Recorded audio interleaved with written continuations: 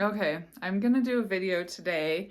It's a topic I have not ever talked about, and it dawned on me earlier when I got the feeling that I wanted to do a video on this. I thought, no, this isn't the place. No, I can't. No.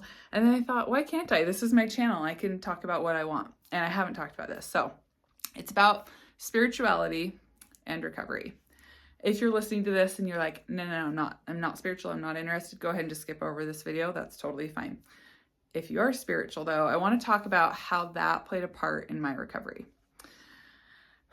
So it was really quick into my recovery. Not long after I really had fully committed that I realized I feel like I can't do this on my own.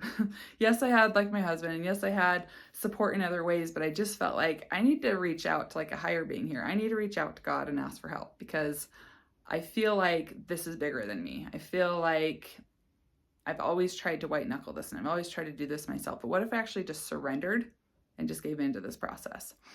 And there were many times in my recovery, again, this is very personal. And so if you are not spiritual, I just ask that you respect my experience. There were many times in my recovery when I felt like my entire world had been turned upside down. I felt like my identity had been stripped from me. I felt so incredibly vulnerable. I felt so scared that I would go in my closet and I would get on my knees and I would just beg and plead, please, please, please help me. Please help me get through this.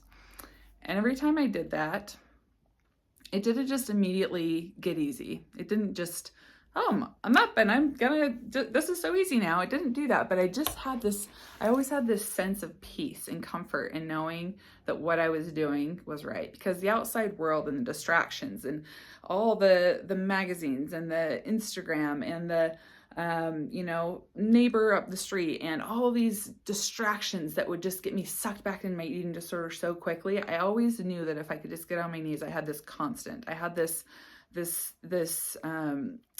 chance or this time to be able to turn off the world and just kind of shut all the distractions out and really get in touch with like, what does God want for me?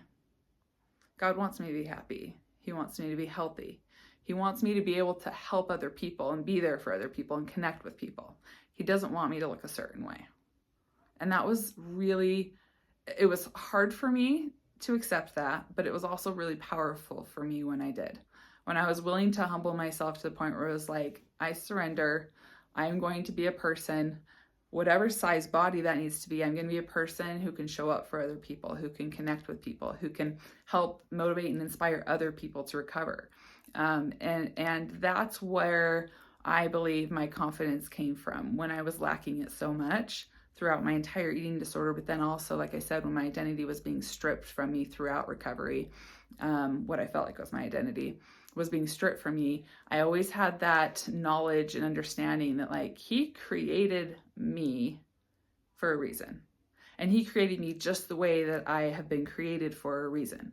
So me trying to change that and me sacrificing my mental health for that didn't feel okay with me anymore. And I think that that's what helped me to be able to build my confidence back up, was realizing that I was put on this earth to do something. Not sure what. It doesn't have to be this big, huge, grandiose thing, but I was put on this earth to do something, and it wasn't to have an eating disorder my whole life. And so if you're listening to this and you are spiritual and you haven't turned to God and you haven't relied on Him and asked for His help, I highly encourage you to do that. And if you're like, oh, I have, you better believe it, I'm on my knees every single day. Don't give up. He's there. I promise. Keep going, keep going, keep going, keep going.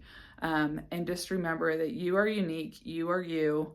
You're created just as you are, just the way you're supposed to be. You don't need to change. You don't need to become or conform to the world or what all these messages that you're getting are telling you that you need to be. So again, very different video than I typically will do, but I just felt like I wanted to share that today. So that's it. All right. Have a good day. Bye.